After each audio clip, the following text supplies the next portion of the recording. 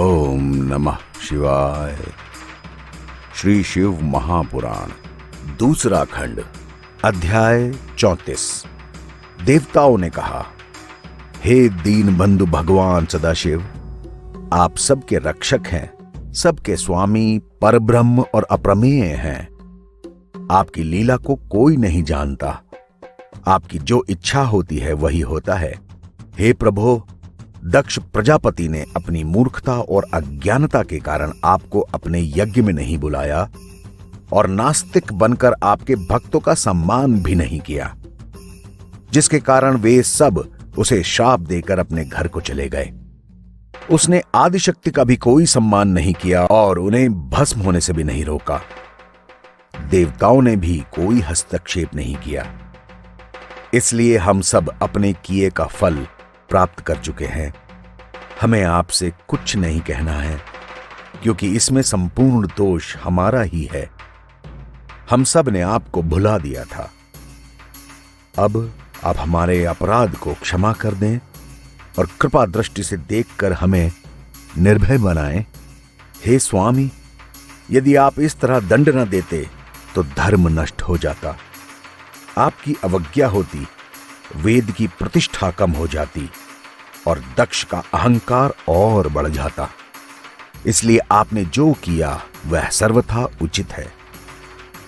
देवताओं और ऋषि मुनियों द्वारा इस तरह प्रार्थना करने के बाद मैंने और विष्णु जी ने भगवान सदाशिव की प्रार्थना करते हुए यूं कहा, हे प्रभु, आपकी माया संपूर्ण सृष्टि को अचेत किए हुए है।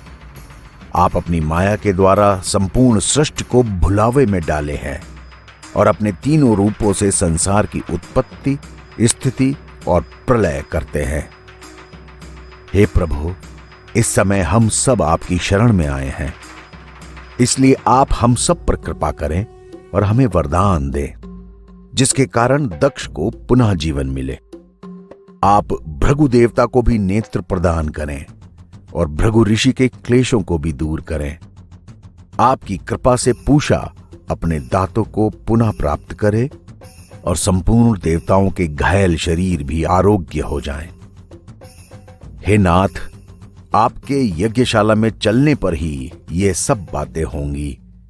हम ये प्रण करते हैं कि भविष्य में आपके बिना कोई भी यज्ञ न होगा।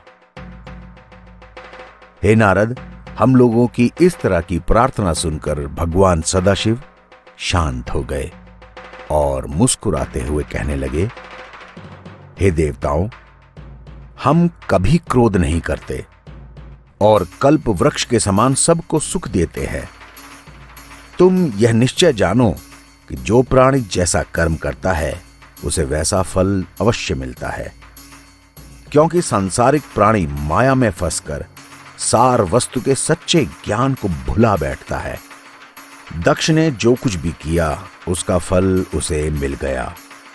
अब हम ये वरदान देते हैं कि दक्ष बकरे का मुख पाकर जीवित हो पाएगा। भृगु को नेत्र नहीं मिलेंगे, लेकिन वो अपने मित्रों के नेत्रों से देख पाएंगे।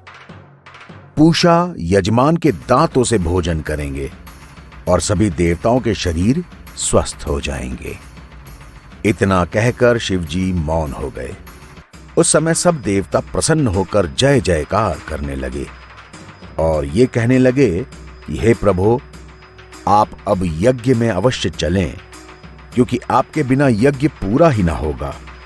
आप कृपा करके अपने भाग को स्वीकार करें। तब शिवजी प्रसन्न होकर यज्ञ में चलने को तैयार हो गए। उस समय सबको अत्यंत आनंद हुआ।